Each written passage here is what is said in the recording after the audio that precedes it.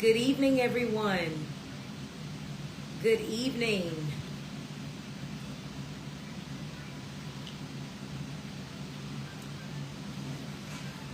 Good evening. Welcome. If this is your first time, we meet on Thursdays at 7 p.m. Eastern Standard Time. So welcome. I see people coming in, so I want to be sure to give you time. We have been journeying through the major prophet book of the Bible, Ezekiel, but we're going to pause that. We have a few more chapters to complete. We're going to pause that on this evening so that we might focus on the fact that May is Mental Health Awareness Month. And so we're going to give time to mental health awareness again on this evening like we did on last week. So welcome as you're coming in.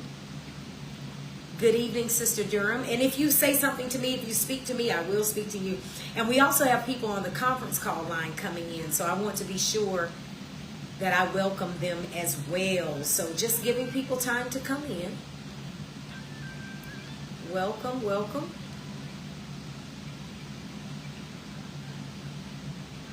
Okay. So on this evening, we're going to focus on the impact of racial trauma on mental health. Since this is Mental Health Awareness Month, we're going to focus on racial trauma and how it impacts one's mental health, okay? So I hope that you can hear me. I'm in a different space right now, so I hope you can hear me. I know there is a sound behind me, so can you all hear me well? I hope you can on this evening. Still giving people some time to come in. Okay. All right, I'm going to go ahead and get started, all right? So welcome if this is your first time. We meet on Thursdays at 7 p.m. Eastern Standard Time. So I think someone is telling me that you can hear me pretty well. Is that a yes? Okay. So again, we're going to talk about the impact of racial trauma on mental health. This is Mental Health Awareness Month. Thank you so much, Reverend Curtis, for letting me know that you can hear me. So racial trauma, what exactly is racial trauma? Racial trauma, my brothers and sisters, refers to the mental and emotional injury that is caused by encounters with racial bias. And when I say racial bias, that means in favor or against because of perceived race. Now, we all know that the only race is really the human race, but racial bias can cause one to have mental and emotional injury. So that's racial trauma. Racial trauma also refers to the mental and emotional injury caused by encounters with ethnic discrimination. Things that we are born with, for example, our ethnicity, what is inherited, what is traditional, or what is even cultural. Sometimes people discriminate against folks because of that. So racial trauma can happen. Also because of racism. So racial trauma, there can be mental and emotional injury due to racism and due to hate crimes. So on this evening, I want to focus on that reality. Now understand that currently, racial trauma is not formally recognized.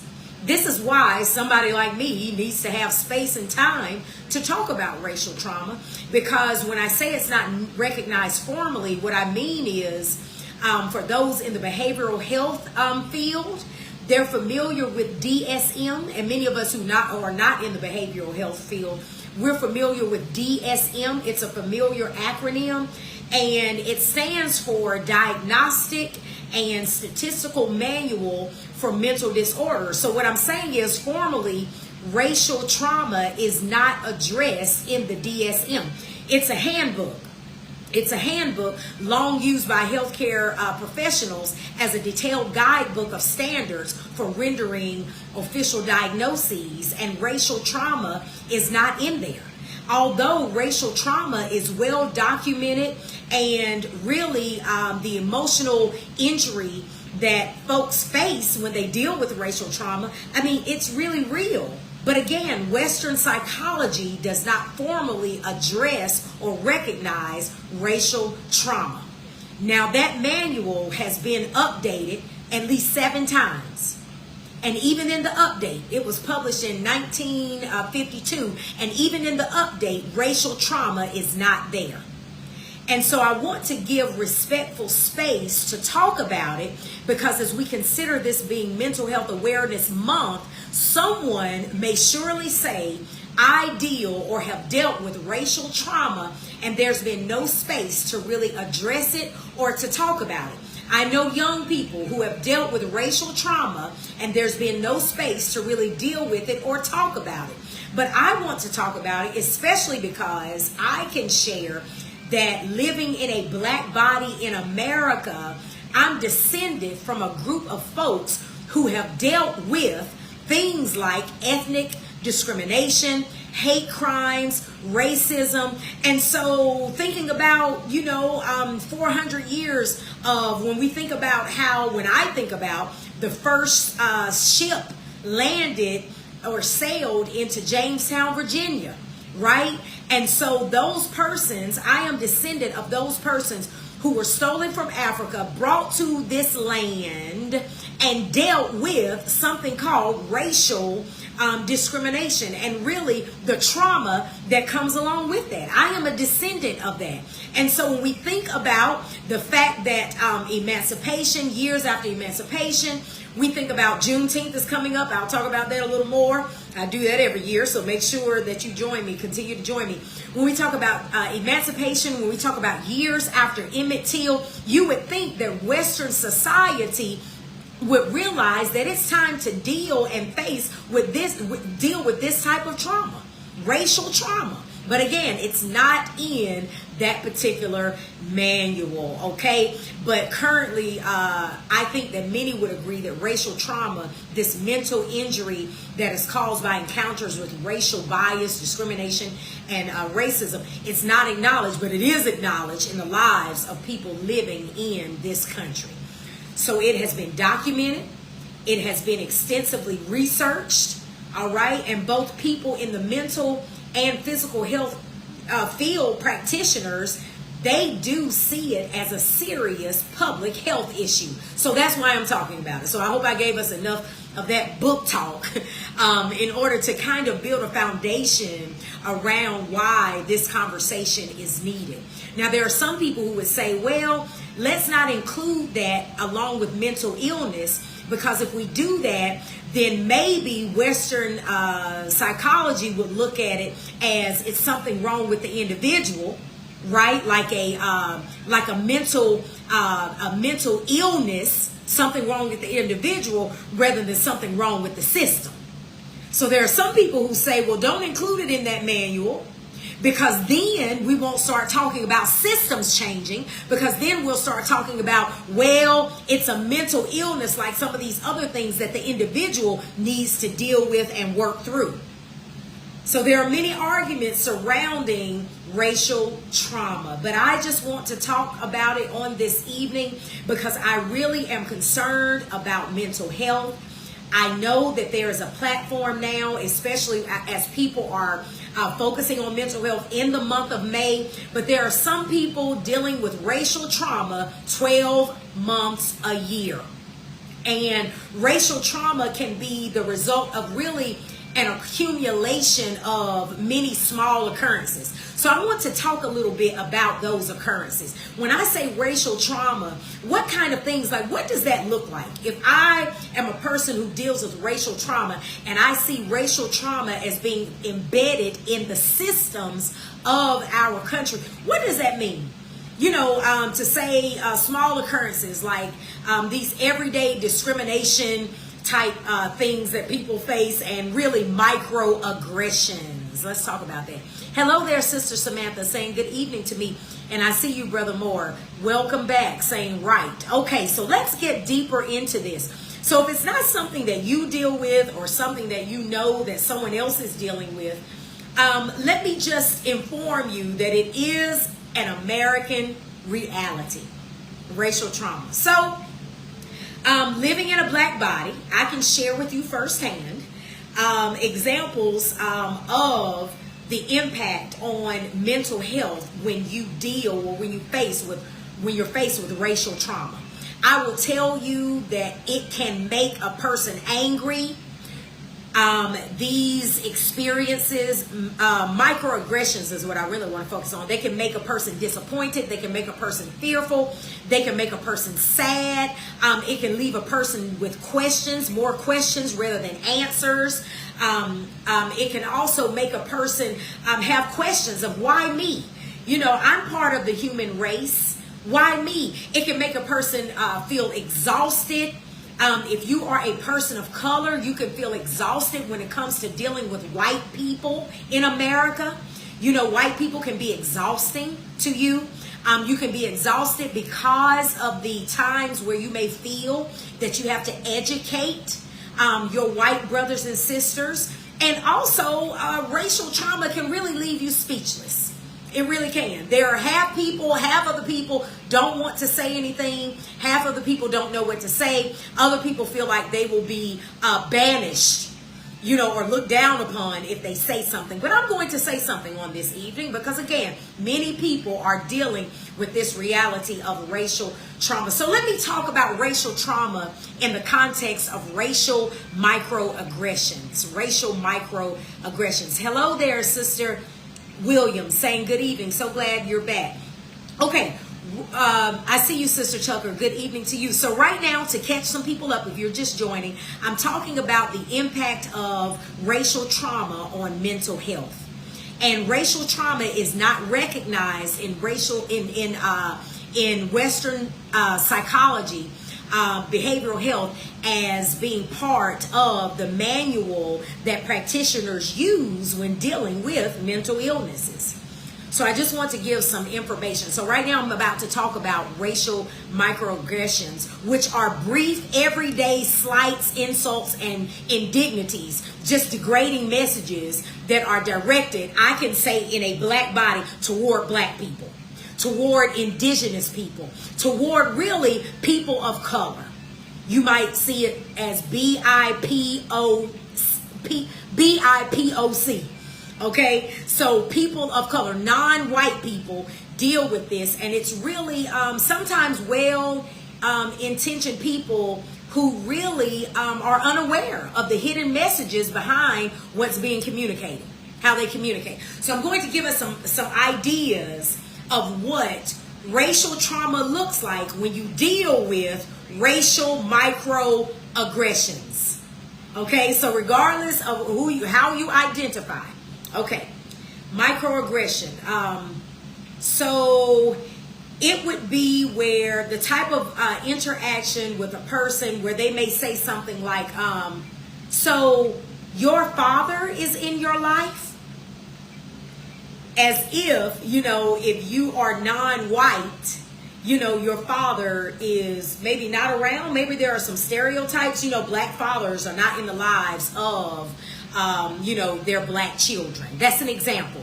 Or, oh, I tell you what, I'll tell you a story. Let me not just give that. Let me give you a solid example. Hello there, Reverend Hughes. So glad you're here, watching from Tennessee. So glad you're here. Welcome, welcome. So, okay, so one summer, there was a woman, a black woman, who landed an internship at a top tech company. Okay, and and oftentimes black persons were recruited. All right, and so she was really thrilled. She knew that there would be days filled with all these cool perks. You know, she reported that she was excited because of, you know, the food, the coffee, all day long interaction with people who were techies just like her. She was really excited. But she did not realize how many microaggressions, racial microaggressions that she would face. And this caused racial trauma in her life. But she still had to go to work. She still had to, you know, show up fully. But this is what she dealt with. She said once that she was asked if her hair really grew out of her head like that. Listen to that. Does your hair really grow out of your head like that? Now, that may have been meant to be a compliment. Perhaps that was meant to be a compliment, but she still wasn't sure. Another example, she said that she attended a HBCU. That's a historical black college or, university. And she was asked, attending an HBCU, was that preparing you for the real world? Somebody actually said that to her. That's not all. She said by her white colleagues, she was called girl and sis.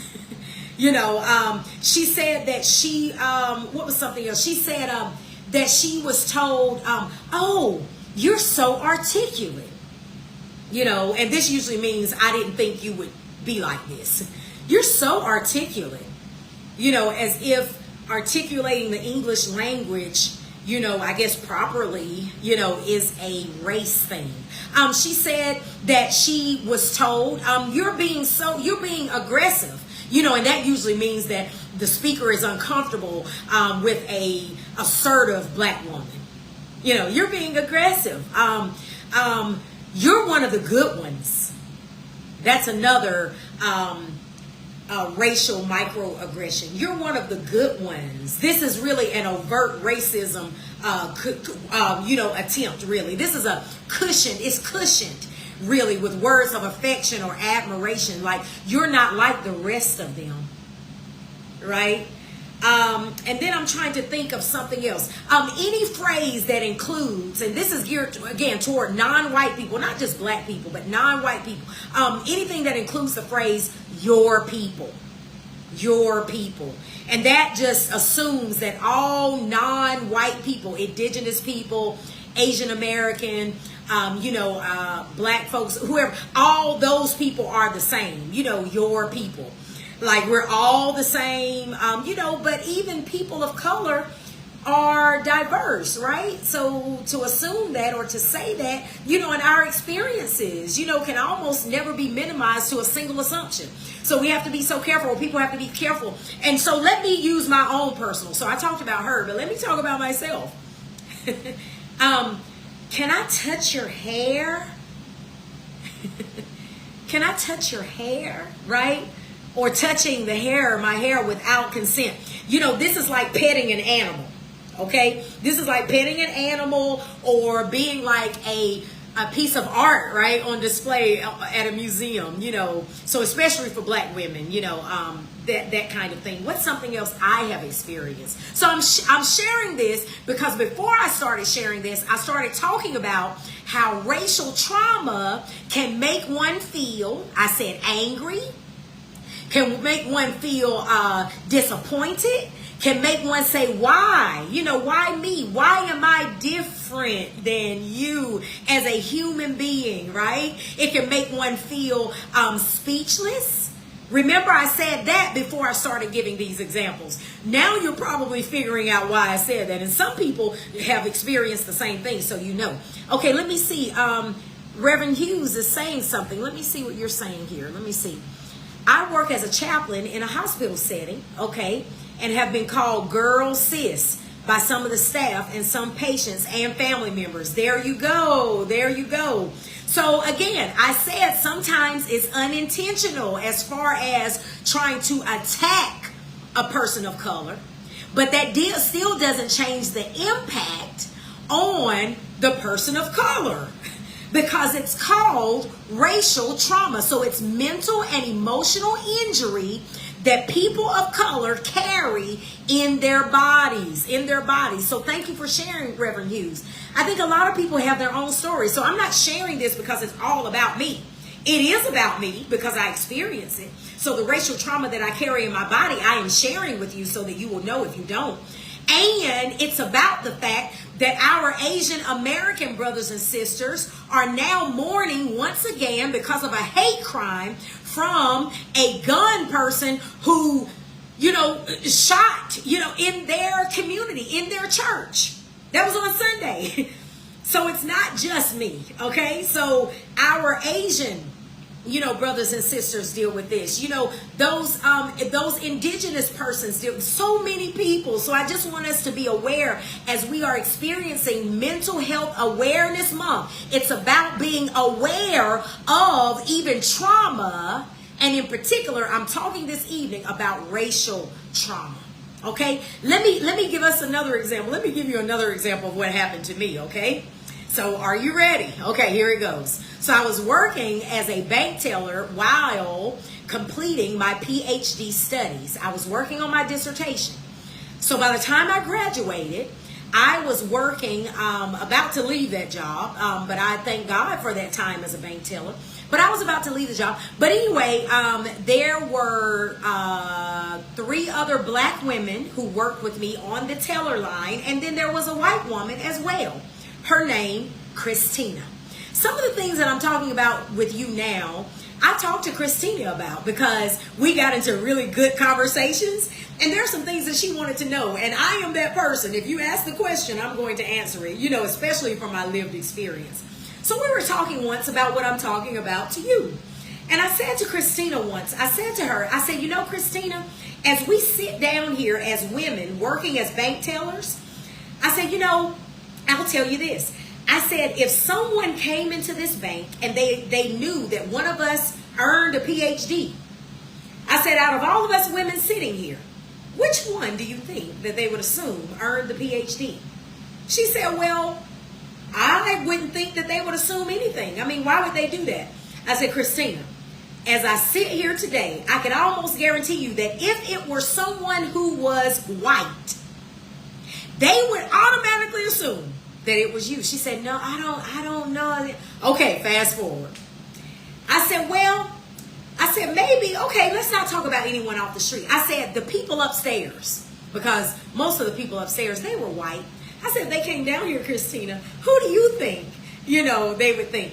She said, no. I said, okay. One day, one of the persons working upstairs in one of the big offices, she was a white woman, she came down. And she went straight to Christina's window and she said, I heard that you earned your PhD. She said, so I was just coming down to congratulate you. Christina looked to her right where I was sitting, and her face, bless her heart, turned red.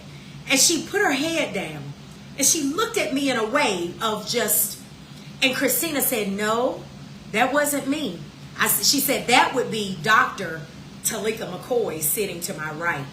And the white woman looked, and she said, congratulations, I would like to take you to lunch one day. So my point is, this is not the way everyone is. That is not what I'm saying. But I have to tell you that this is what we carry in our non-white bodies. You see, those assumptions and those, like for example, behavioral microaggressions, that would be an example. But another example would be mistaking a person of color at work for the cleaning staff member. Or mistaking the person of color at work for the delivery person. Those are not bad jobs. Just simply saying, is that what you do? Okay, that's a behavioral microaggression. And it causes trauma, racial trauma, okay? I see you, Sister Stephanie, saying past hurtful events can cause us to be hurt by some titles that are not really offensive. Oh, like being called black girl. Okay, so see, even those titles, there you go. So we carry so much trauma. We're trauma-informed bodies already just by virtue of, like things that happen to us as children. Just the lives that we've had to live and things that happen. But particularly, I'm talking about racial trauma because it's not on the books, but it's in the bodies. It's in the bodies, okay? So I really want to encourage those persons who may not carry racial trauma, with them, because there are those people among us. I want to encourage you to be an ally. After you've gained, and I haven't given a lot of information, there's a lot more out there, but after you've gained this type of information about racial trauma, I want you to be an ally. And when I talk about being an ally, I'm talking about it in the sense of a verb, not a noun. Let me say that again. Being an ally in the sense of it being a verb, not a noun. It isn't just this abstract concept, and it's not a label that you put on yourself. It is an action that you take. So to be an ally means to look within and continue to educate yourself about the things that I'm talking about. To continue to raise questions to people like me who's not afraid to answer them. To, look at the day after day or day by day experiences that you have, or the experiences that people of color talk about having, okay? And when you hear something that makes you uncomfortable, consider where your feeling of discomfort is really coming from. If you don't like the things that I'm talking about right now, where is that coming from? If you are a white person, where is that coming from? If you don't like the things I'm talking about right now, if you are a person of color, where is that coming from? Maybe you didn't realize that you are traumatized racially. Maybe you didn't realize that you're cheerleading yourself even through life right now because you're traumatized by the fact that there was a massacre recently in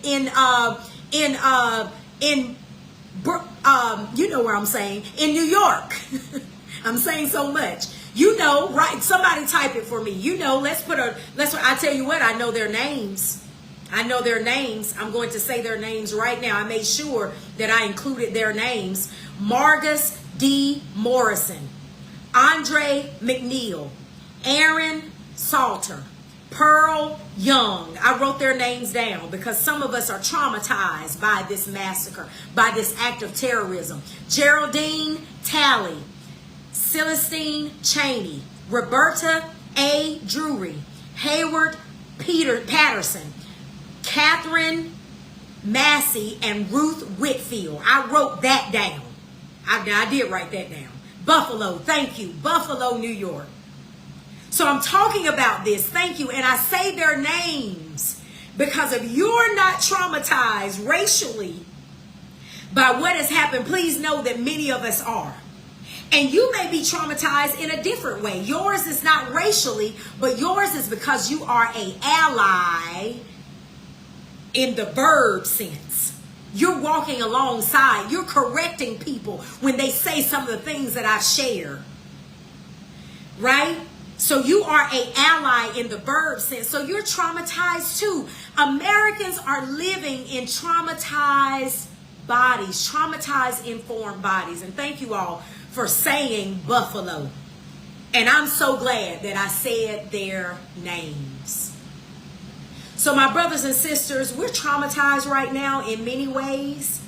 And I just wanted to put some respect on the trauma that you're facing, because guess what? Many of us preachers, we're going to preach you, cheerlead you on Sunday. We cheerleaded you on this past Sunday. We're going to always cheerlead you. But you know what? There's an entire book of the Bible called Lamentations. And we preachers and pastors need to put some respect on the grieving process. We need to put some respect on the fact that our congregants are dealing with so many types of trauma, and sometimes you need to sit with the reality of pain. And so on this evening, my brothers and sisters, you may not get it when you go to church on Sunday. You may not get it. You may not have gotten it this past Sunday. But right now, I want to give you the gift of recognizing the trauma that is in your body right now. All right? And I want you to know that there are spaces that will help you to work through it and to deal with it and not just get out of it and just pretend as if you don't feel. I tell you, if you're not feeling something right now for the Asian community and for, the black community and for so many communities that are identified by race, when we're all the human race, then I want you to check your humanity on this evening. But right now, I want to give you the gift of silence so that at least for the next minute, you can feel what you need to feel. Just think about what's happening in your body. Let's do that for a moment.